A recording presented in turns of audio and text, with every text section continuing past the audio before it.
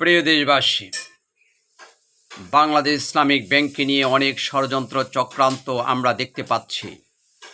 Islamic bank এটা ইসলামের একটি ঐতিহ্য, ইসলামের একটি গৌরব। ইসলামিক অর্থ ব্যবস্থার যে একটা ধারা সূচনা হয়েছে, এটাকে বিজাতিরা বরদাস্ত করতে পারছে না। বিশেষ করে ইসরায়েল ভারতের ষড়যন্ত্র এখানে রয়েছে।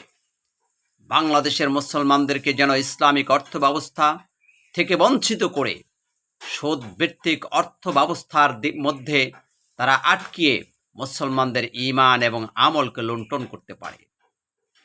আজকে আমরা দেখতে পাচ্ছি স্বাধীনতার সূচনা লগ্নে থেকে ইসলামিক ব্যাংক নিয়ে হাজারো ষড়যন্ত্র চক্রান্ত তারা করেছে।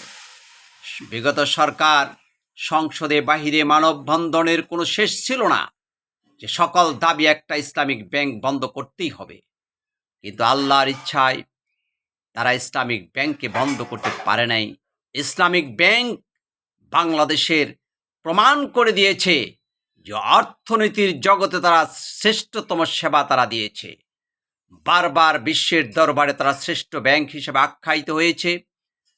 বারবার বাংলাদেশের সরকারকে যে রেমিটেন্স, বিদেশি রেমিটেন্সের যে টাকা সরকারকে যে আয় দেয়, সবচেয়ে বেশি 10-15টা ব্যাংক যে আয় দেয়, তার চেয়ে বেশি আয় ইসলামিক ব্যাংক দিয়েছে। ইসলামিক ব্যাংকের সেবা, নিখুঁত সেবা, ইসলামিক ব্যাংকের সৌন্দর্য, ইসলামিক ব্যাংকের লেনদেন দেখে আজকে মানুষ ইসলামের প্রতি আকৃষ্ট হয়েছে। এটা একদল ইসলাম বিরোধী রাম আর বামদের এজেন্ট, ইসলামের বিরোধীরা আজকে এটাকে তারা পছন্দ করতে পারছে না। তাই ইসলামিক ব্যাংকের বিরুদ্ধে সকল ষড়যন্ত্র আমাদের রুখে দিতে হবে। মনে রাখতে হবে, 3 কোটির উপরে লোক বাংলাদেশ ইসলামিক ব্যাংকের সাথে কার্যক্রম তারা করে যাচ্ছে।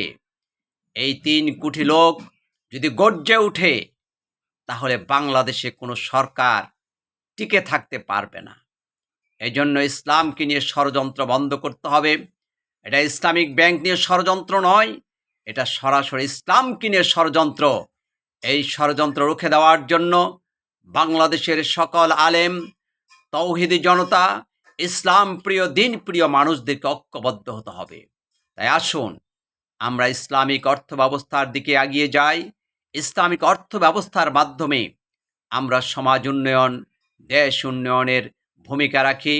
আল্লাহর কাছে দোয়া করি, আল্লাহ তাআলা যেন জালিমের জুলুম থেকে, ষড়যন্ত্রকারীদের ষড়যন্ত্র থেকে এই ইসলামিক অর্থ ব্যবস্থা, ইসলামিক ব্যাংকে আল্লাহ তাআলা হেফাজত করেন।